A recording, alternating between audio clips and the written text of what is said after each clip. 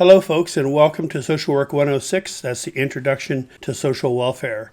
My name is Bill Galic, and I'll be your instructor throughout the semester. While some of you may be old hands at online education, I realize that some of you may also be new to the concept of e-learning or online learning, and I want to talk to you a little bit about this process before we get started. If you look in your Blackboard course, there is an item in the course menu that says Start Here, and if you're not familiar with online education in particular, I strongly encourage you to look through the Start Here item and to work through all of the slides in that particular item before you go any further in the course, because this is very important and will give you some ideas of how to negotiate this particular class. Rather, I should say how to navigate this particular class. For those of you that have had online courses with other instructors, I believe you should still also work through the Start Here menu item, because every instructor has a little bit of different ways of going about teaching their courses, and I want you to be sure that you know where to look for everything in the course. A little bit about myself before we get started in talking about this particular class. I have a master's degree in social work from Michigan State and have been working in the social work field for, almost 45 years now. In 2014, I retired from full-time field work and have been teaching part-time, now almost full-time again, over the last several years for the University of Alaska Anchorage. My experience in the field includes a couple of years in public assistance work when I first was out of school, then moving on to child protection and carrying a caseload in Central Florida, working in residential care and treatment for children and adolescents in Central Florida.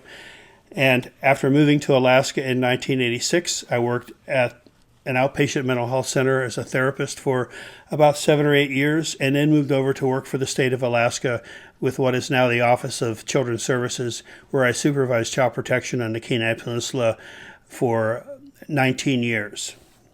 In addition, I've been teaching for the University of Alaska part-time and now, as I said, almost somewhat full-time since the late 1980s or early 1990s. I spent a number of years teaching social work, sociology, and human services courses at the Kenai River campus of University of Alaska, and more and more began teaching online courses and now teach pretty much solely for the University of Alaska Anchorage's School of Social Work with online classes in the bachelor's program and in the master's course as well.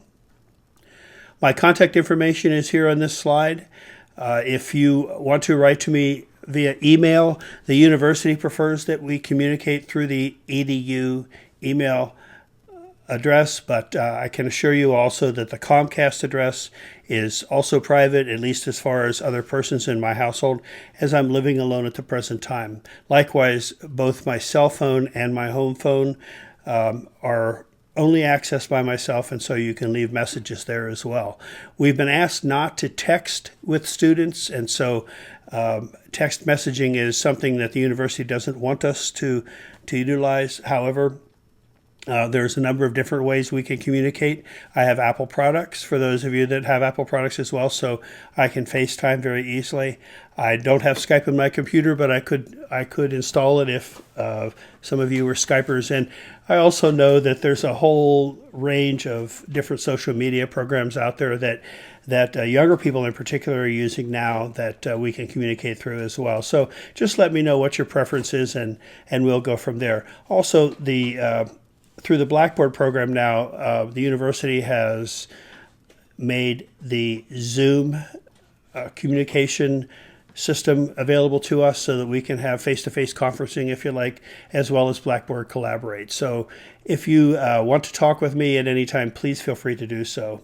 I do notice that this slide doesn't have my office hours up here, and they are listed in the syllabus. I'm available through regular office hours Monday mornings from 8 a.m. to 11 a.m. Alaska time. That doesn't mean that you cannot contact me at other times, as you should just feel free to pick up the phone and call me when you want. However, be aware that I live in Indiana, and that's, you see my home number has a different area code, and I'm 4 hours ahead of you. I'm in the Eastern time zone.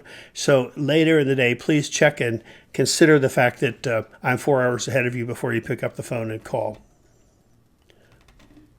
But please don't restrict yourself to my office hours if you need to contact me about anything. Quite honestly, the fastest way to reach me is probably through email.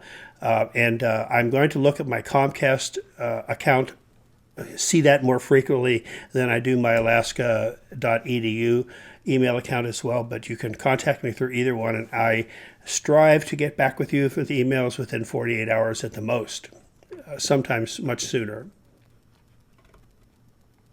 So a little bit about the course, and the first thing I want to talk about is the textbooks that we'll be using. This is the primary textbook that I hope you have by now. It's called A New History of Social Welfare, and it's in its 7th edition. I'm waiting for an 8th edition to be put out, and I'm not sure if that's ever going to happen or not. So I may wind up having to look for another book eventually, as this textbook ends in the Obama administration. We talk a little bit about the Trump administration at the end of the semester, but this text was put out in 2013, and so of course the goings-on in the Trump administration is included in this book. But as I say, I've worked this into my some of my closing lectures, so hopefully it will stay up to date. This book was actually the first textbook that I used when I began teaching this course. And this course, by the way, is the first course that I taught for the University of Alaska, probably back in 1989 or thereabouts. And I was working out of the first edition of this textbook at that time. I over the years, I've taught this course probably close to 30 times now, I would guess. And I have used some other textbooks off and on, but I've always found myself coming back to using this textbook because Phyllis Dame, who is the original author of this text, does such a good job of putting all of the social welfare history into context to help us understand how we got to where we are today with our social welfare programs. Now, this traces the development of social welfare programs across the course of time. The first couple of chapters, which we don't spend a whole lot of time dwelling on in the class, but really kind of focuses upon sort of ancient times and medieval Europe and those kinds of things. And it's important to have that background, but really what becomes more important for us as we work through this course is going to be the time when the colonists arrive in America and how social welfare and the attitudes about social welfare recipients have developed over the years. So Dr. Day and Dr. Scheel, the other co-author, kind of trace the development of social welfare programs from an historical perspective. And I'm kind of a history nut myself, and so I'll be adding some of my own thoughts about history as we work through these lectures during the course of the semester. And I hope that it kind of brings a little more color to the course as well for you.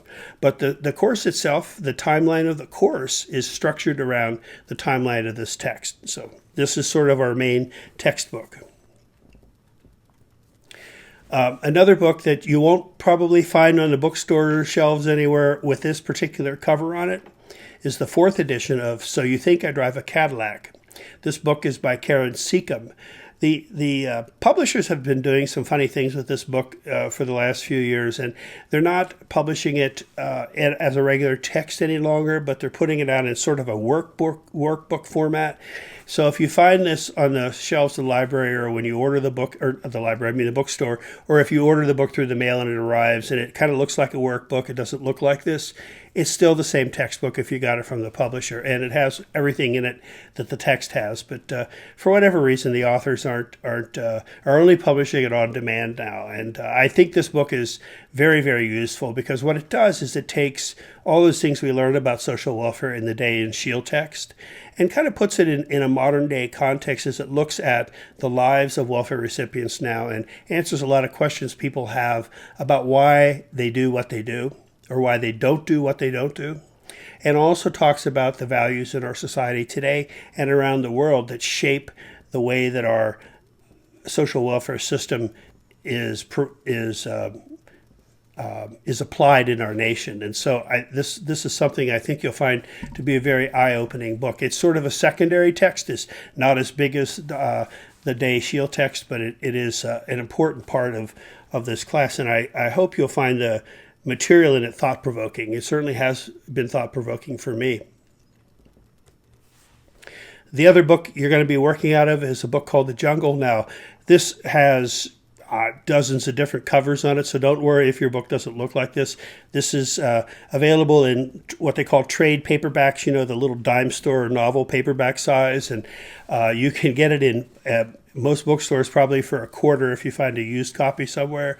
It's available online for free now. As you know, it was published in 1906 originally, as you see here, and so it's a part of the public domain now, I believe. If you do read the book online, be sure you read an unabridged version. Don't get a shortcutted version, but get the full book. What we're going to do, this book looks at the lives of immigrants around the turn of the 1900s, the last century.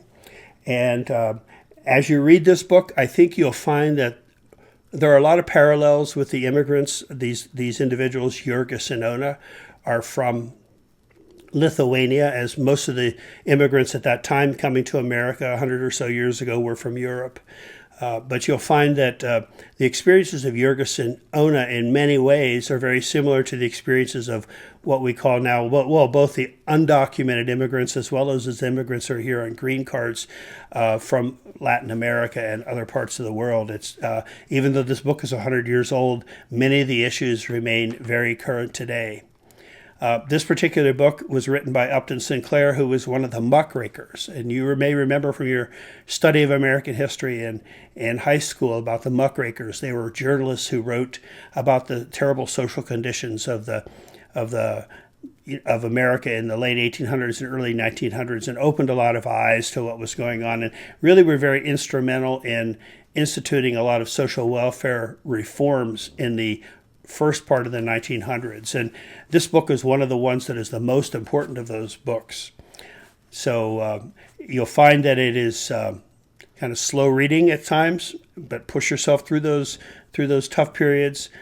Late in the book, Sinclair is going to have you listening to a lecture on socialism, because he himself was a socialist. And at this period in our history, socialism was sort of a new idea, a new political system around the world. You may remember from your study of history again that in 1917, the Bolsheviks, who were the socialists in Russia, overthrew the Tsar. And that's when the communist system was set up in Russia. And in America during that period of time, socialism was also very active, although it never became so active that it overthrew our capitalist economic system. And really keep in mind, socialism, although it is demonized by the conservatives today, anybody who has liberal ideas is thought of as a socialist. It's nothing like socialism in that respect. But keep in mind that socialism is an economic system that is different from capitalism, but they're both economic theories. Socialism isn't communism, and it's not an evil force or process. It's a different way of looking at economics. And Sinclair firmly believed that the capitalist system took advantage of workers and the poor person and the oppressed person and the immigrant. And a lot of people would tell you today there are many people who still believe that it does the same thing to those same individuals 100 years later. So anyway, I think you'll find the book very useful in our study of social welfare, and it will give you an idea what it would be like in America if we didn't have social welfare programs and if we didn't have government intervention in the workplace in order to protect workers and unions and those kinds of things. So you'll read that book and have it completed by week 6, and we'll do a short paper on it, and then you'll set that book aside. So the syllabus is available to you at the top of the course menu, and you'll find it if you click on that item. You'll find a doc version of the course syllabus available to you. Please open it, print it, and look through it, and be sure you let me know if you have any questions. This syllabus is sort of our contract about what to expect and what is expected of me in this course, and also what I expect of you in order to get the grade that you want. And it pretty much tells you everything you need to know about the class and how to succeed in the course. So please be sure you know what's in it, you're responsible for it, and let me know if you have questions. We're going to work through the syllabus a little bit for the remainder of this talk, and just so that I'm sure that you see some of the important points. First of all, There are 745 points that you can earn totally during the semester. And this is how you go about earning the points. So there are a number of different activities, all different kinds of ways of earning points. So those of you that are good at taking tests, you have some tests. For those of you that are good at writing, we have some writing. For those of you who like to talk about things, we'll have discussions. So a little bit of everything here for you. And hopefully you'll find that if you do the work, if you do the kinds of things that I ask you to do, you're going to find you get an A. And this is the grading scale. This is how, this is pretty universal around the university, I think, but this is how you'll get your letter point. This is based on based on 745 points. And backing up to the previous slide here for a moment, you'll see at the bottom of that list of things, ways you earn points, are bonus points, and I'll talk about that some more in a moment, but that would be over and above those 745 points. So 50 of your points is through attendance and participation. Now, we don't have class meetings here. This course is what we call asynchronous entirely, and that means that we don't work in it together at the same time. Now, one of the things that's very important to you, and if you read my introductory email, you heard me say this, or you saw me say this there, which is that while it is within your power to determine when you do your work, you should do each week's work within the work week, within the school week. In other words, if the course material will open up on Sunday morning in Blackboard for you, and it will tell you everything, lays out everything you read, and poses your discussion board questions and points to other things you need to do during the week. And you should try to accomplish all of that within the week, so that when the next Sunday morning comes around and Blackboard opens up next week's work, you've got the previous week's work done. Don't put off doing your work till later, because it'll pile up on you and you won't be able to stay current on things. It's very important that you understand the flexibility as to when you do your work is within the week, not within the semester itself. So participation and attendance means basically that you're doing your work on time, that you're really working in the different projects and grading elements as I ask you to, and so on. Blackboard tells me when you've checked in and when you've checked out, and so I can also see when you're looking in on the course. Not that I sit around and watch. I have a lot of other things to do, but if I need to know when you last checked into the class, I can find that out very easily. So one of the grading elements are discussion boards, and if you haven't done discussion boards before, each week you're going to have a question or a prompt, as we call it, posed to you in your discussion board, and you respond to that prompt or question after you have read the material, after you've listened to the recorded lectures in the unit for the week. You respond to that question with an original response of 150 words or more. Now, 150 words isn't a lot, but I do look for you to have a response of at least that amount, so that it's something substantial, but it's not overwhelming. Once you've done you posted your original response within the first week, then your other classmates and you will go back in and look at each other's responses, and you write a response. In other words, you discuss two of your classmates' original responses in their discussion boards. So you'll see how it works when you get in there and you look at it. But you have an original post of a minimum of 150 words. Then you respond to classmates' posts by the following Thursday. So if a discussion question is posed to you when the unit opens on February the 2nd, Sunday morning, you should have your original response posted by the following Sunday morning, or Sunday night, actually. So it gives you a week to read and to listen to lectures and then to respond to the discussion prompt. Then within the next 4 days after that, you go back in and you read some of your classmates' posts and respond to their posts by the following Thursday. So you have your original response and two responses to classmates' posts. Now, your original response needs to be 150 words or more. Your responses to classmates' posts can be shorter, but they should be something useful, something substantial, something meaningful, not yes, I agree, or no, I don't agree, or you're perfectly, totally right.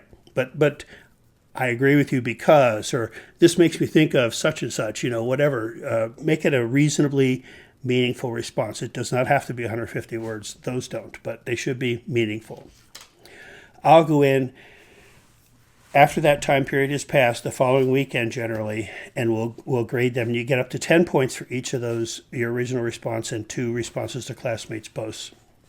So this is a public post. Everybody in the class, that is not public in the town, but everybody in the class can read what you write here. Occasionally, as I mentioned here, there will be 2 discussion boards in a learning unit. I think it happens 3 times during the semester. So you will have an opportunity to earn up to 30 extra credit points. Now, you may not think that you need that extra 10 points, but later on in the semester you might wish that you had them. So I encourage you to respond to both discussion boards when they come up.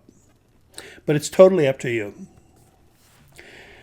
Another item that you'll be doing are called journals, and this is somewhat similar to discussion boards, except that there's a couple of differences, one of which is your journal post is something that is private between you and me. So only I read them. And so if you want to say something, but you don't want to say it in the general class, this is an opportunity for you to do this. If the discussion boards are sort of like a classroom discussion that we have about a topic, your journals are going to be something like, break time or at the end of class, you come up to me and say, Bill, I'd like to talk with you about something if you have a few minutes. So now the thing is the journal post should be focused upon things that are going on in the world around you that relate to social work or social welfare. So it might be something about education funding, or it might be something about something that a social worker did that was in the news, or it could be something about a poor person, or it could be something about women's issues, civil rights, those kinds of things. Look for something in the news that relates to our topic. And then what you do with that is that you write first of all, you give me a reference to what media item you're looking at, the title of the article and the source of the article, whether it's the paper or online or wherever it is. You give me a short paragraph that summarizes what the event was or what the story was about. This is sort of the objective reporting of the news item. And then you have another paragraph, which is your reaction to that or your response to that. This should be a minimum of 200 words. And this is sort of the subjective part. This is the part that comes from inside of you. So, you're going to give me the source so that I know where you got the information if I want to look it up. You're going to give me a brief objective report of what happened. And then you're going to give me a paragraph of 200 words or more that is your subjective response to that event, something that comes from inside of you. This is worth 20 points. You only do this every other week. You don't do this every week. So you'll have 7 of these during the course of the semester. So this is also worth 140 points altogether. And this, unlike discussion boards where I will chime in from time to time and participate in the discussion, I consider the discussion boards to be something between you and your classmates. I monitor those discussion boards. I read them and I grade them. And sometimes I'll chime in and respond, but I'm not going to respond to every discussion board by any stretch of the imagination myself. However, with journals, I'm going to try each week. May not be successful every week, depending upon what's going on around me in my classes and other things. But my intent is to respond every week to your reaction to this story. So you won't get a notice when I put in my response. When you see the grade for your journal, that could be a cue to you to go back and you can see what I wrote to you about it. But I'm going to try to have a discussion with you basically about that, or respond to what you wrote. So this is a place where you can look for me to respond to you privately. And it's sort of my opportunity to, provide a little bit of one-on-one teaching or one-on-one reaction to things that are going on inside of you. Sometimes students use these journals to write a little bit about more personal things that they're responding to in the material, and that's okay too. But I really would like for you to look at, what's going on in the world as much as possible in the news. There's a good description of how you earn points in both your journal posts and in your discussion boards on an item in the course menu called Board and Journal Grading Guidelines. Please click through the different slides on that. There's an example of a format for a journal post that I would like for you to follow. And it's an excellent example. And so try to shape your journals posts around that particular format. You can see all that there. I also have an item, I think, in the first week's content, this week's content, that will tell you the same thing. Now, about the jungle, you're going to write a paper when you've read this book. By the end of week 3, you should have completed reading The Jungle. This is on your own. This is one thing you don't have to do within 1 week. But by the end, did I say week 3? I meant week 6. By the end of week 6, you should have finished this book and written a paper, 3 to 5 pages. That's 12-point font, 1.5 line spacing. It doesn't have to be 1.5. This is kind of how I think about it, though. But you're going to be writing about 1,200 or 1,500 words. It's not a huge paper, but it should have a brief summary of the book so that I know you read it, something that describes your reaction to some of the things in the book, and some of the things that tie it into the course concepts we're studying. So that's a full credit paper, which is 75 points. It's a pretty decent project, 75 points. This is what a 75-point paper is going to have: a summary, a description of your reaction, and ties it into course concepts.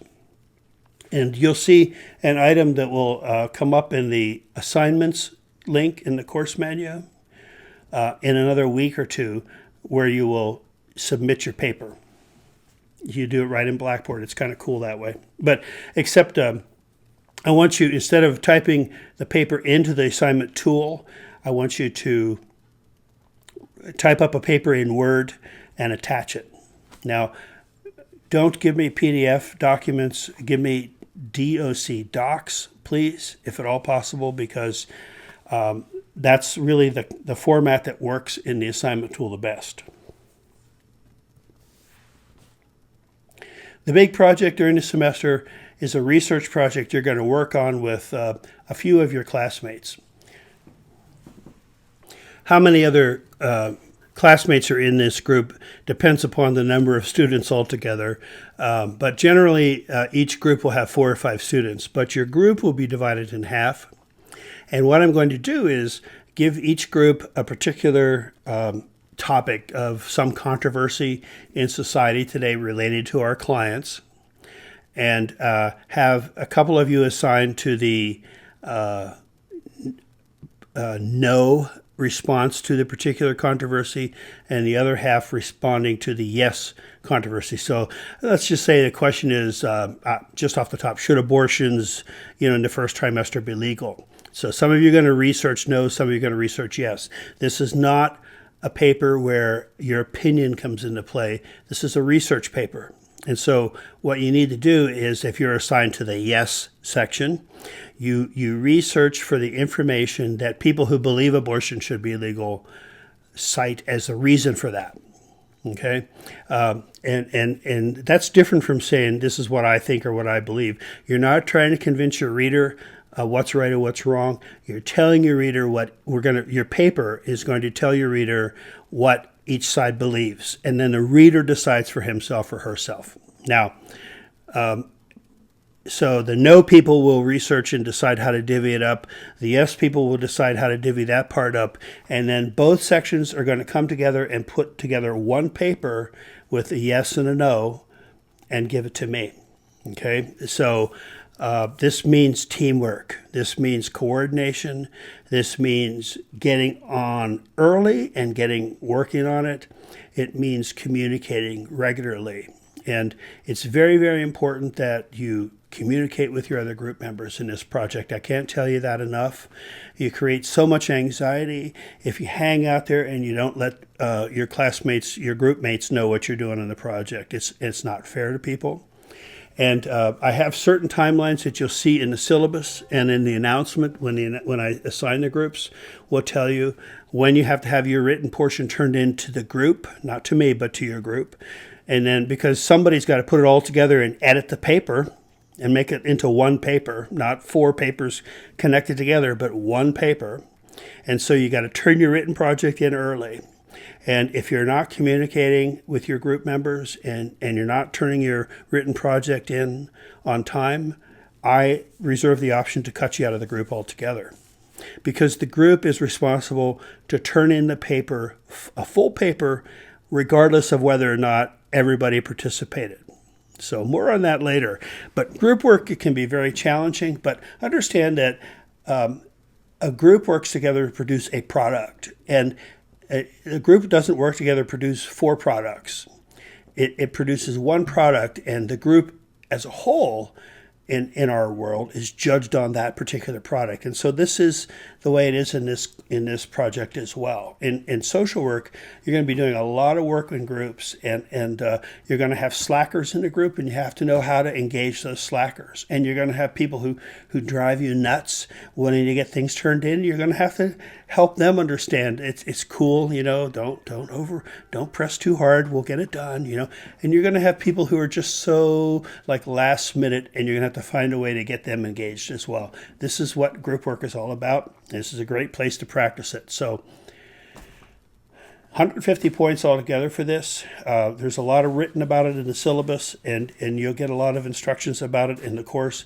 There will also be an item in your course menu, and the groups are assigned that tell you a little bit about how to go about this. But get ready for this. This is the big project for the semester.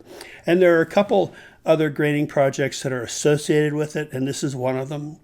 In order to make sure that people understand that they're to be checking in with their group members regularly, there are 2 points, which I will tell you when I assign the groups when that is.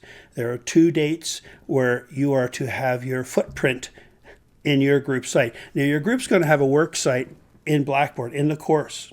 So you can get together in the course. You don't have to meet in person. And you submit all your work into this site and organize things that way. You'll have your own little email network and everything like that. I have to see when I look in your group work, and I can look in your group work, that each of you are working throughout the course of the project. And so these check-in dates are meant to ensure that you're communicating with your fellow group members, that everybody's communicating. And if I see that, then you get 20 points each of those 2 check-in dates. If I don't see it, you won't get it. Now, it's true also that a lot of groups prefer to use like Google Docs and, you know, or meet at Starbucks or whatever, and that's all well and good, and I encourage you to do that. But I can't grade you on that. I can only grade on what I see. So I have to see some evidence of your work in your group site in Blackboard in order for you to get these points. Again, more on that later, but that's 40 points altogether. The other element of grading that is associated with the papers is that when all the papers are done, you're going to turn them into me. I will grade them and give them back to you with my comments. But I'll also take a clean copy of your paper and I'll put it into a discussion board forum. And so each of the papers that are produced by the student groups are going to be put into a discussion board forum, and you read each other's papers and participate in discussions about those papers, about that topic, not about the paper so much, but about the topic. So that's worth 50 points. So that comes, you know, late in the semester. So you'll get a chance not only to do this research, but to share your research with other people, what you learned, and also to find out what your classmates are learning too. So it's sort of like if we were doing presentations, but we're not doing presentations here, but you're going to present your paper and you're going to read each other's papers and comment on it. So it's a pretty good process. It's very labor intensive, but it's worth it in the end.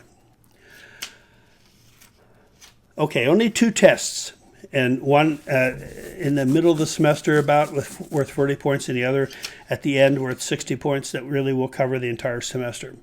Now, the way tests work in this is you do this right in Blackboard. The tests will open up in course content in week 7 and again in week 15, and you'll have plenty of notice when that happens. You can just click on the test right in the Blackboard course. Take it right there. You don't have to go anywhere. It doesn't have to be proctored. You can have your book open, You can look at your notes from class. You can go back and look at my lecture slides, whatever you want to do. But the tests are timed, so you don't have all day to do it. And I forget how much time it is, but you need to be reading your material in order to really be able to answer these questions within the time that's allotted for the tests. When you take the test, these are multiple choice questions, by the way. When you take the test, if you're not happy with your score in the end, you can go back in and take it a second time, and the higher of your two scores will be the one that's recorded. You won't get penalized for trying again if you don't like your first score.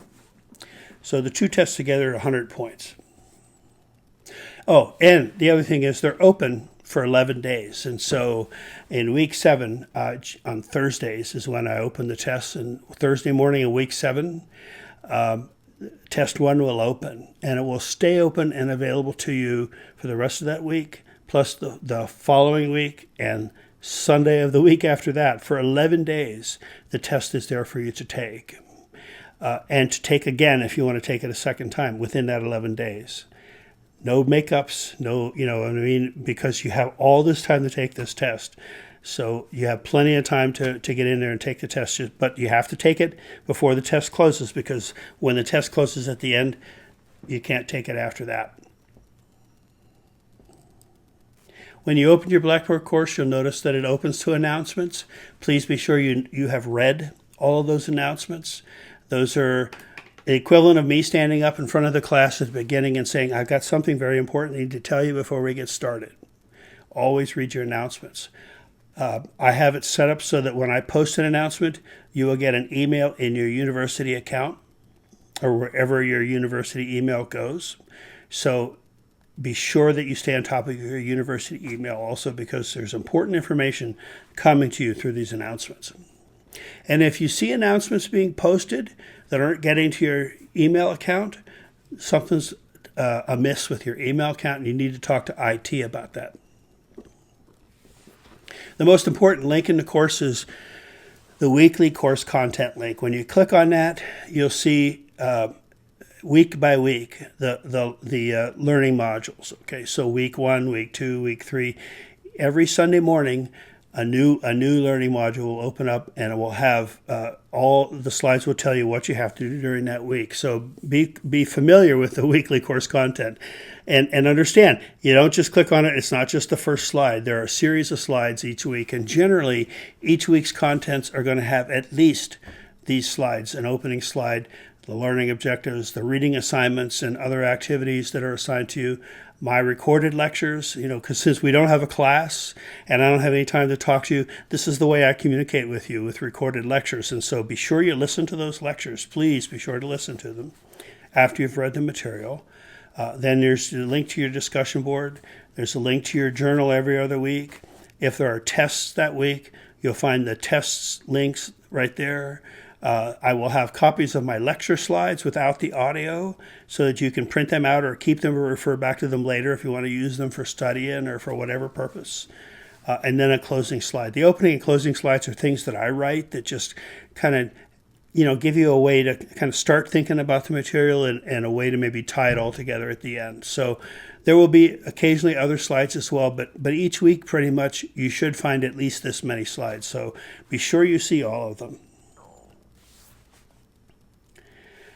If you haven't done much work on online, and you don't, and really anymore, it's harder and harder to find somebody who's not familiar with online communication, because it's become so much a part of our life. But just keep a few things in mind when you, for instance, when you're posting in discussion boards. Sarcasm doesn't come across as sarcasm. Sarcasm comes across as offensive language.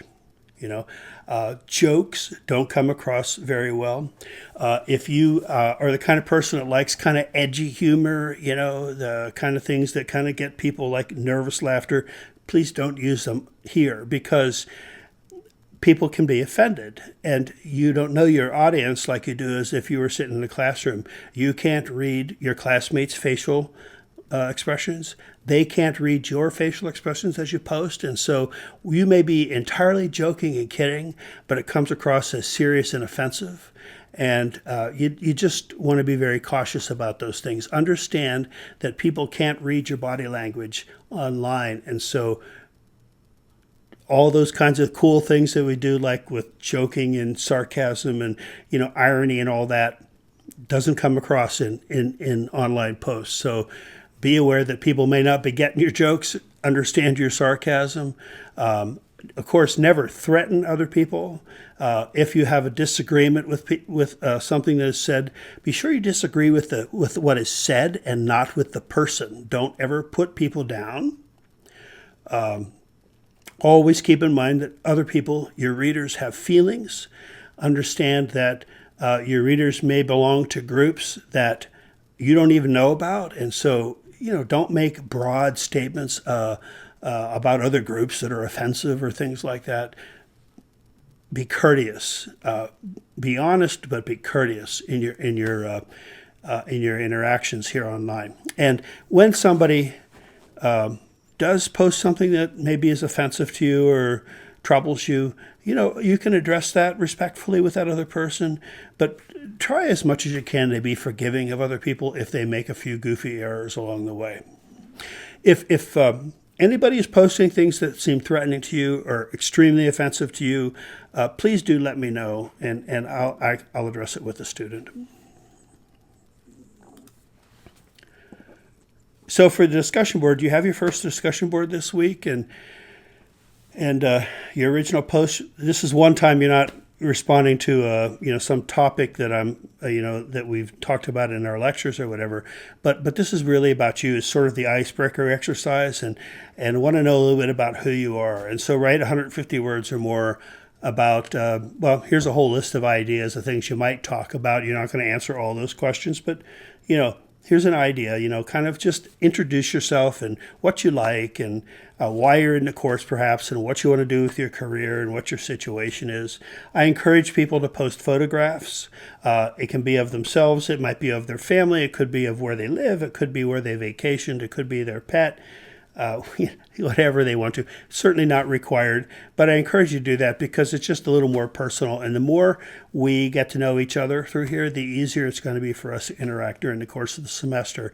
I have close to 25 students in this class, and that's supposed to be the max. So it's going to be a big class this semester again. In the week ahead, keep an eye open for current events related to social welfare or civil rights.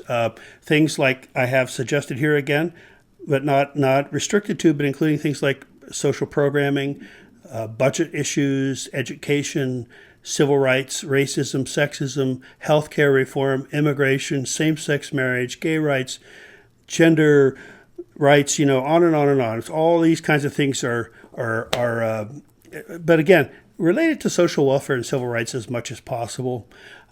What's going on in Iran, what's going on in the Middle East, might be very interesting and beyond your mind, but it doesn't really relate to this topic. Try to relate to the topic of social welfare and civil rights. And there's a ton of stuff in the news about that. And that's what I want you noticing. So when you write your journal in week 2, you're going to pick one of these and summarize the story in your own words, and then give me a reaction of 200 words or more. As you read the Phyllis Day text, you're going to be reading the first 3 chapters. Pay particular attention to the 9 American values that she describes in chapter 1. These are very important, and I'm going to tell you, I use that chapter and these values in many of my classes, including with my grad students. These are so important to us, and we'll be referring back to these values throughout the semester because they have a lot to do with how we approach social welfare in our society and how we view others who are needy. And so please be sure you're familiar with the 9 American values. Understand that these are things that she says we all believe because we're American. And when you look at them superficially, they appear to be very positive values, like individualism and, everybody is equal and all those kinds of things. But the fact is that each of these values are used to punish our clients. And so understand that while they may be positive on the surface, they're also used to, to oppress others as well. So pay attention to those real closely. And in the process of doing this, consider what your own attitudes and beliefs and values are, and how they're reflected in these values. because all of us have elements of these values deep inside of ourselves. These are the things we're raised to believe. And maybe we shouldn't be always. So that's it for the semester, not for the semester, but for this week. If you have questions, please do contact me. You have my email addresses, you have my phone number. As I said, we don't have class meetings in this class, and so this is how we're going to communicate back and forth. But please do write to me if you have questions. I'm happy to have you in my class, and I think you'll be surprised how well we get to know each other, even through this medium during the course of the semester. And I look forward to learning about you and knowing all about you before the semester is over. So thanks for listening, and we'll be in touch, and see you again next week. Bye for now.